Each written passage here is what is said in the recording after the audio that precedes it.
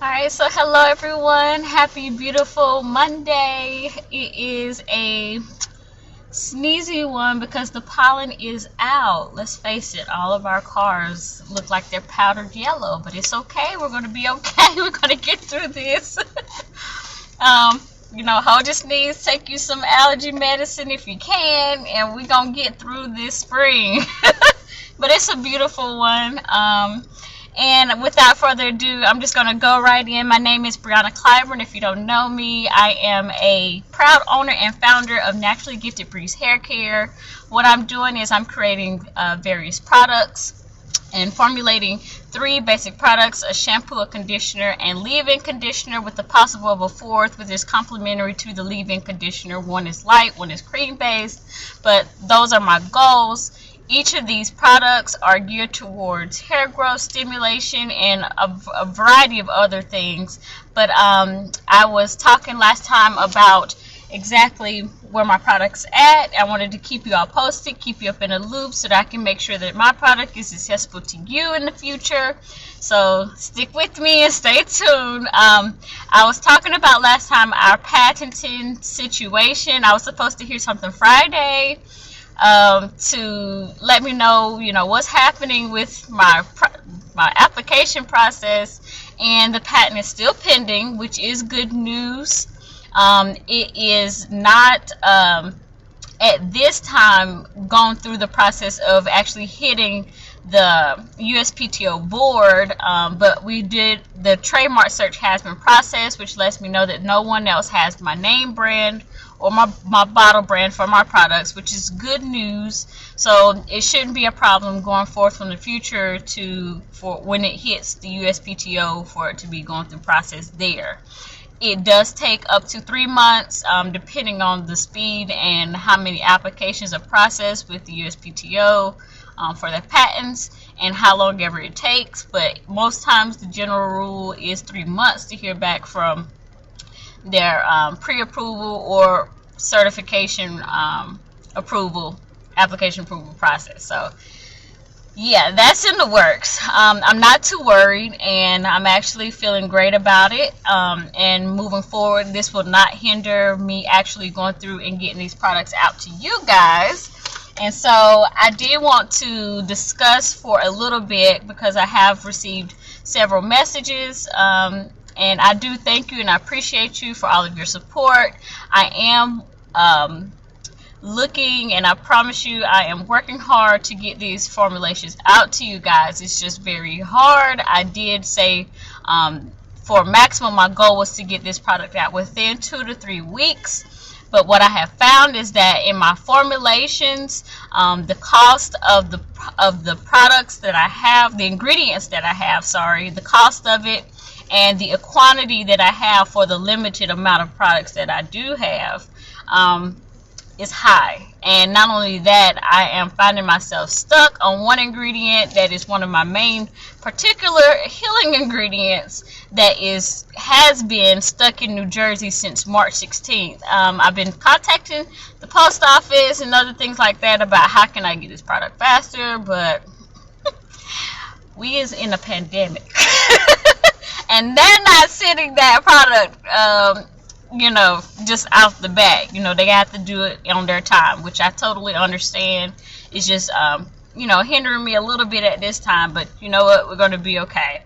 I do want to wait on that ingredient because it is important. So and it is part of my formula, so that's going to create that 100% that I need.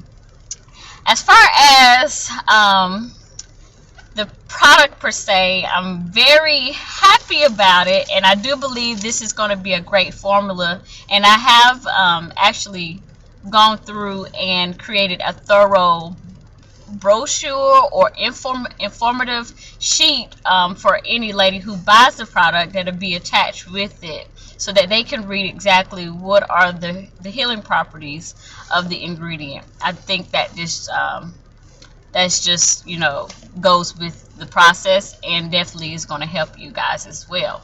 So I did talk about hopefully some goals that I had in mind, which was to become in partnership, or not even in partnership, but to put my product in stores, which was via Walmart. I'm going to work on that in the future. This is something that I might or may not be actually pursuing at this moment, because I do believe what's most important is formulating this product to get it out. Then I can work on the next thing. I think that's the smartest decision anyway. And then as far as I had a product for any hairstylists out there who haven't had an accessible product such as the one I have created, which is a hair formulation guide, that's going to be coming up soon. So I do have big goals in mind. I do have things coming up. I have things coming out. Just stick with me. Stick with me. Hold on. It's coming. It's coming. I do believe what I have is marketable, and that's just goes without saying. Definitely talking with the contract manufacturers that I have discussed some of these things with in their consultations. That's not a worry. It's just a matter of the marketing strategy, my marketing strategy. That's the biggest thing in the platform that I'm trying to definitely get through. But continue to keep me, guys, in your prayers, which I know you will. As far as, I think that's pretty much it. Everything else goes, we're going good. We're working. We're moving. We're moving along. I did want to respond to post number 4, which I had posted for last week. And I had got some great comments and feedback from you ladies. Again, thank you. But the question that was asked was, what is your favorite go-to protective style? And a protective style is something that you particularly wear to keep your hair up, away, and protected while you're in between your styles, or for a longer period of time, so that you don't have to have too much physical maintenance to your hair. And so I saw a lot of you said braids, your updo afros, your twist outs, your crochets. And let me tell you, ain't not one look, I'm about to go to my roots. Ain't not one of those protective styles that you chose is one that I have used myself, and it's some of my favorites as well. It's just something that I love. I got something different in today, which is something that I'm usually wearing, but I had to do it for some pictures, and it worked out. I don't know how long it's gonna last, but I did want to talk with you all briefly about the history and the trends of natural hair, and what has actually come into focus from before to today. What does that look like? Why do we protective style? But without further ado, here goes. So in ancient Egypt, and definitely in historical times, we're talking BC here, there were people who the Egyptian people who wore common styles such as braids and locks.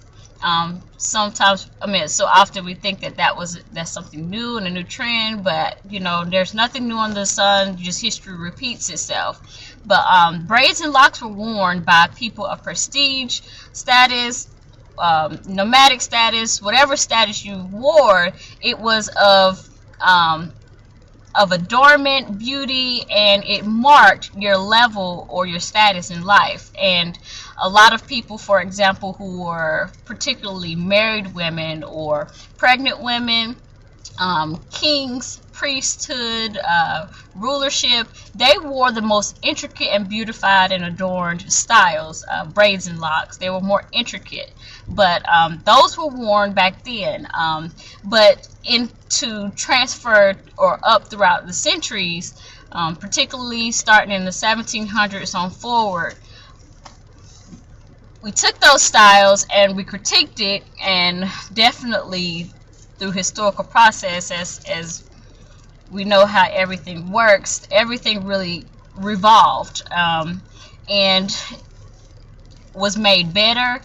And so you got such things such as I'm going to hit some styles that I know some of your yearbooks you might have had, but there were things like the curl perm or the lie perms. And if you ever heard of, if you don't know what a curl perm or your lie perms, what they were, but they were perms that when you put the roller sets on them, it'll set your curls, such as like the Jerry curl. But those were a big trend back in the days. Then they would put the finger waves in them, slick them a certain way and let it down. There was the hot comb, which we all know if your mama and your grandma, they put the grease on the scalp before you get that hot comb. You gonna get a little burn or sizzle up, up in there. But that was the hot combs. There was something called the hot rods, which I didn't know or had known of, but it made sense because today we have something like rollers that warm or we can heat up and you can put on the hair and it'll curl your hair just the same. So I'm guessing, the hot comb and the hot rod, they work hand in hand. But those were some of the styles that were worn back then. Your grandma, you might see your grandma back in the days. They used to wear them sponge rollers. They'll put a tight curl on it. Don't, when you take it out, don't do nothing with it. Just let it set on there. But don't manipulate my curls. Just leave it the way it was. There was the sponge rollers. There was the afro. And more women started wearing, during this time, more women started wearing their natural hair because what they found was the curl perms, the live perms, the finger waves, the jerry curls, there was a lot of breakage and it was a lot of harshness or damage that was caused to the hair. So more people started wearing their hair and wearing their natural. And so the afro was a big deal. Most times it was just the natural nappy afro and it'll flop over the face or the forehead. The longer it grew out, but after a while you start to see a lot of the women ponytail their afros, no texture nor anything, just straight pick it out, and they would slick the edges. That sound familiar today? But the way they would slick their edges is they would pull all the edges forward and then slick them straight with that little line that's just crisp. But that was the afro with the slick edges, and it was cute. It was cute for them.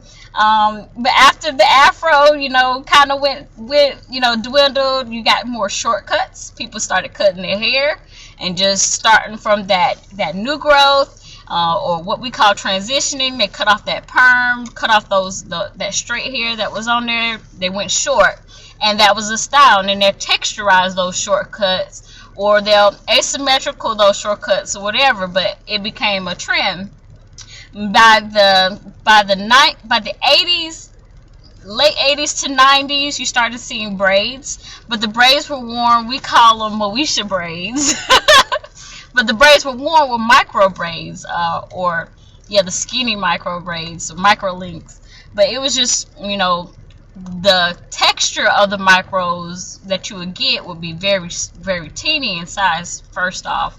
But then the texture would be more of human hair, so you could easily curl that hair to style, or you could updo it in a way that you would like. Most times they would curl the ends, but then they had also the box braid, or I won't say box braid, but bob braid look, which is where they would actually take it into individual, almost like miniature box braids, and then they would cut those to bob it.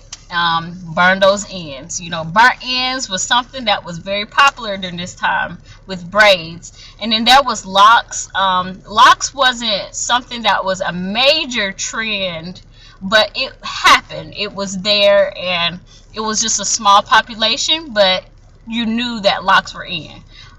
So that was just one of those things. Now you move on up towards moving up even more further into the centuries.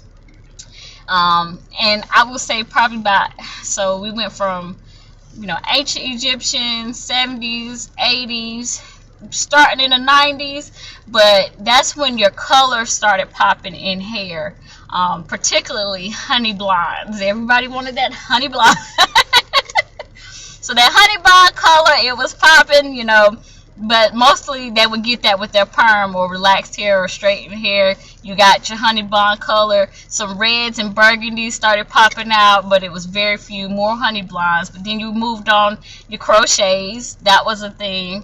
And then you had sew-ins. They were there, but they hadn't made a big statement. But hey, sew-ins were in, but it was more so of a short sew-in when you got a sew-in. Nothing that was long or elongated at all. And then you had your perm rods, which was just a step up from your roller set sponge rollers. You got your perm rods, which gave you more of a spiral curl, and beautiful as well for fullness and volume. As time moved forward and we move now to more of our days and our trends, you start to see more you start to see more invisible crochets, a step further back from the crochets that were before, because that's a whole nother thing. Crochets back then aren't the crochets that we wear now, but they were more of those single miniature braids, or they look like micro braids that were worn back in the 80s, 90s, sorry. And then up until today, invisible crochets have grown way further than that, and that's one of my specialties: human hair crochets. Now they got the passion twist crochets, the fall lock crochets, the Kima braid, water wave, ripple deep, free tress, the name Lulu tress, so many different crochets now. This is the trend now. When you go into a salon or a beauty store, you're going to have that type of hair much more accessible now than it always or ever had been. So invisible crochets have took on. Human hair sew-ins have become a bigger thing, because it was, again, the short sew-ins that you would normally get. Now more women or young ladies are getting longer and elongated human hair sew-ins that more mimic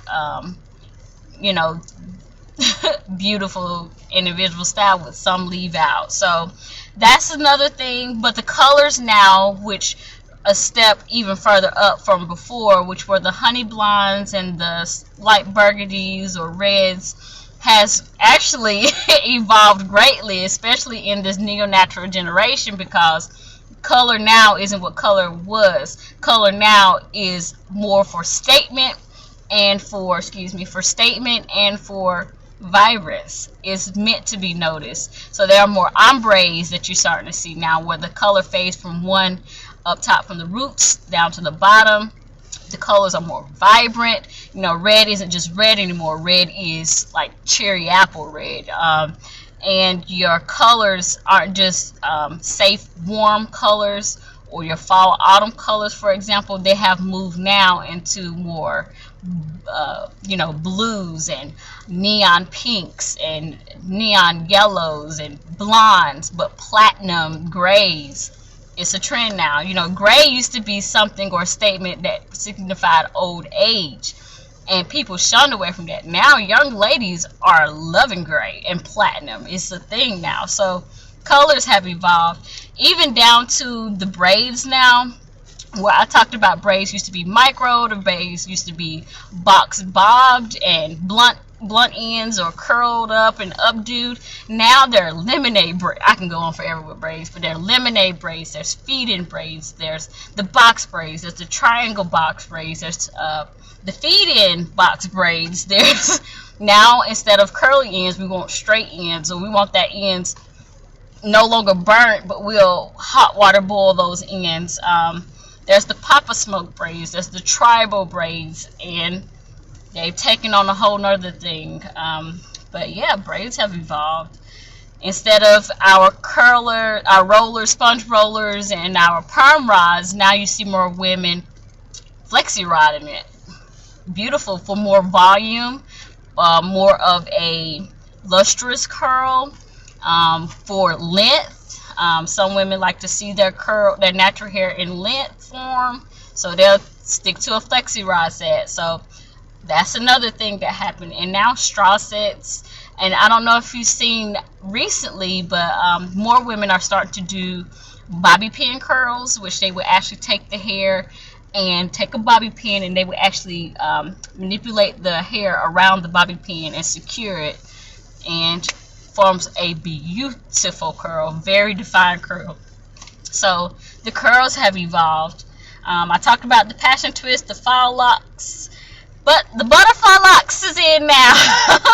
More women are loving that natural, kinky, it doesn't have to be defined, but it's natural to beauty. That's the look now. Butterfly locks. Women are doing lace fronts, and women are doing these now headband wigs. So our trends and our protective styles have evolved. What I will say, a protective style is literally a style that keeps you from manipulating your hair with at least maintenance as possible. Not overdoing too much to your scalp and hair, and just giving it that extra boost that it needs to inevitably